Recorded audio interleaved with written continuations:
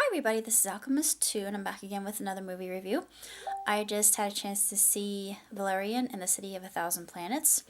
Now, this was based on a graphic novel that I never had the chance to read. However, I learned that it was filmed by one of my favorite directors, Luc Besson. He did Fifth Element. I didn't really care for Fifth Element. It wasn't my favorite, but I adore Arthur and the Many Moors, which is a trilogy. Of course, the other two were released on DVD. It was over in France where it was made. And honestly, I think they should have been released in cinemas too because the second and the third were just as good as the original Arthur and the Many Moors, in my opinion. But this has that similar feeling of just bewilderment and being completely transfixed. And of course, it's getting mixed reviews, but I absolutely loved every second of this film. It had absolutely sensational costume design, CGI, background effects. The market in the very beginning was how they did that with the glasses that revealed what was around because you couldn't see it just normally. You had to wear special equipment in order to see what was going on in the bazaar. And Tariq was the one, he was the tour guide. And I'm like, I love this guy. I mean, he was just, you know, there, but he wasn't really important to plot. He was just an interesting character to have as your typical cliche tour guide. And I really loved him. He had this flamboyant, very sparkling personality, perfect kind of gregarious, warm, excitable personality that would just get you all hyped about your intergalactic adventure. But we don't begin there, actually. Where we begin in the opening sequence, before we get to the title sequence and before we get to our titular Valarian and Laureline. Laureline really isn't mentioned in the title, and it's just Valarian and in the city of a thousand planets. But Laureline is very important. She is as integral to the story as Valarian is, of course. But I'm going to get into that a little bit. But basically, the plot itself is a whodunit. Interestingly enough, it's a romance. It's a mystery. It has subterfuge, intrigue, also very hard hitting political statements about immigration, and I thought, we're going there. I won't say as to what actual scene this is portrayed in, but it's almost toward the end of the film with Rihanna's character, and I love her. I absolutely cherish her character was awesome, by the way. I love her. She's very important. But that was actually one scene where I cried, which I wasn't expecting. But this is a movie I didn't really have any expectations going into. I knew a little bit about the graphic novel. I knew Luc Besson was directing it, and I really aspire to be like Luc because I think he's such a visionary, and a lot of people was like, they have their differing opinions. They think, oh, it's a mess, it's a mishmash. It's very comprehensible, and it actually keeps you on the edge of your seat, and it's sensational to look at. It's astronomical. It's magnificent. It is spectacular. It is nothing short of gorgeous. And it's eye candy and ear candy with Andre Desplat. And I recognized him right away. I thought, oh, yeah, that's Andre's kind of style. And I could tell because I love modern day composers. And I'm very, very, very, very, very tempted to get that soundtrack. But nobody I knew, save Rihanna, was in this cast, and there was a voice in it. It sounded a lot like John Candy. I don't know if it was or not, but it sounded a lot like him, or Tom Arnold, I should say. Not John Candy's no longer with us. It sounded like Tom Arnold, I think. John Goodman, sorry. Not Tom Arnold, John Goodman. It sounded just like him. And I thought, that's got to be Mr. Goodman. I know that voice anywhere. But I didn't see him credited, so I'm not sure if he played the really fat looking alien. I'm not going to say why he's important, but this is a very multi layered story, and that's why a lot of people are saying it's not it is comprehensible. It's not hard. It's very, very understandable, and every plot point ties together very nicely, at least I think. And it's a different kind of movie. It's very cerebral.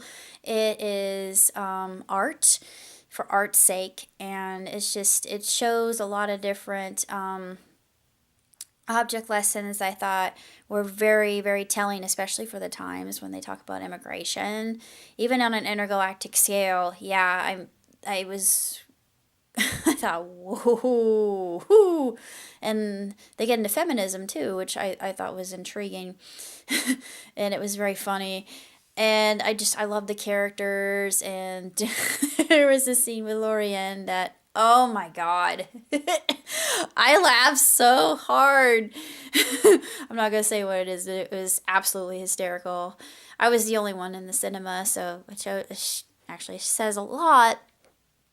I love Luke Besson, and I think this is the jewel in his crown. Honestly, I give it the highest grade. I give it 5 stars and 2 thumbs way up. And the reason I say that is because it's such an intriguing film. It's very unique because it starts out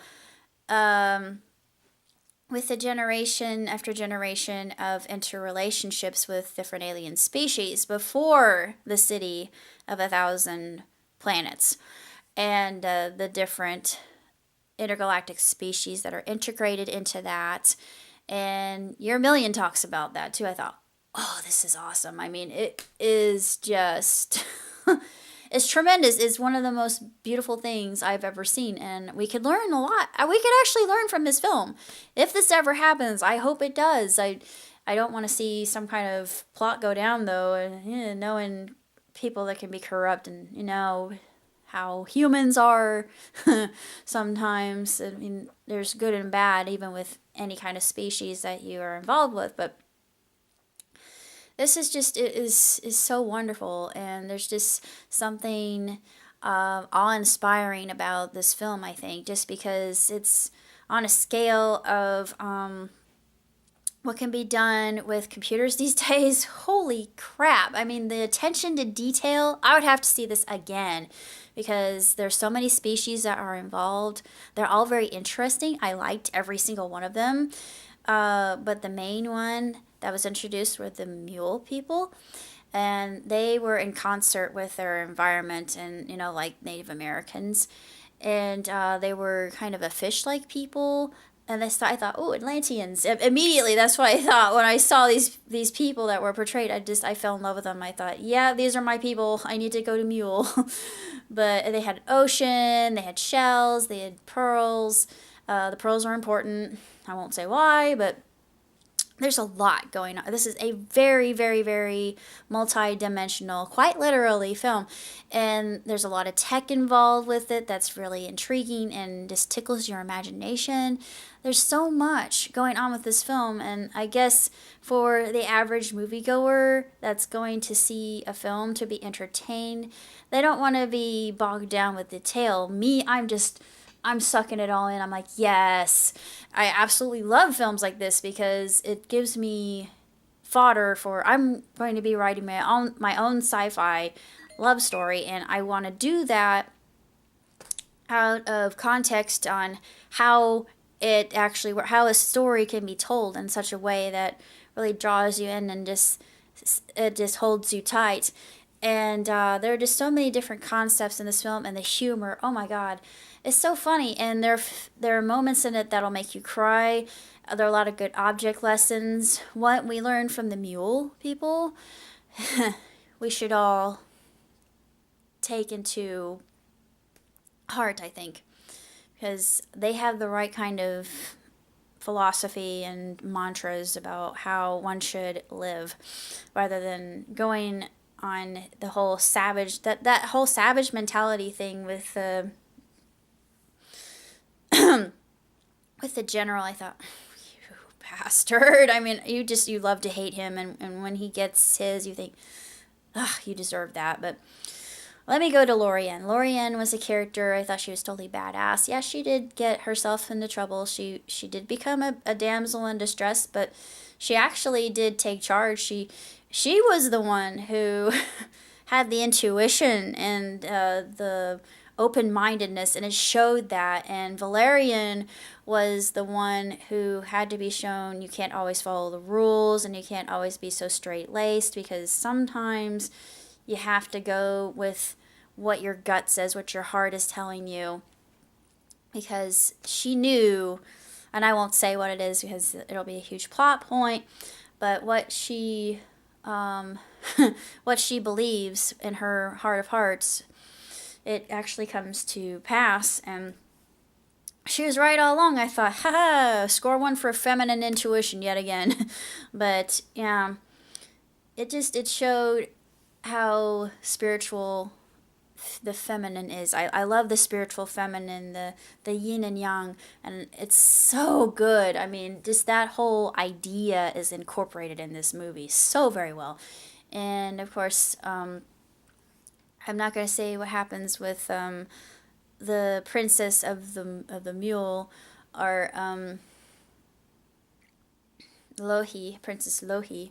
I loved her. She was my favorite character of all, other than Bubble. And Bubble was awesome, and Bubble was so cool. I won't say why, but she's just.